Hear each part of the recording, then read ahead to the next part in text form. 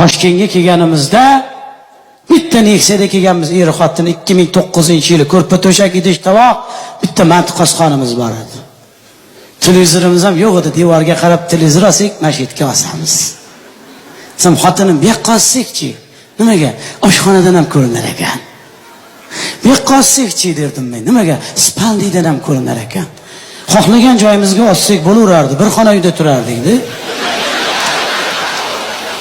U ham birovniki, arenda. O'zimizniki emas hali.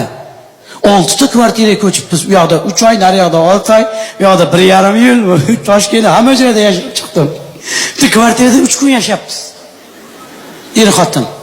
U kvartirani 2 kun tozaladik. Bizdan oldin odam yashaganmi, mol yashaganmi? Yag'ir bo'lib ketgan ekan. Tindaqlarimizdan kulchatilan tattalab, pollarga dumalab 2 kun tozaladik, 3-chi kuni uyga chiqarib yubordik. Abla bizni ubirkaga chaqirgan ekan.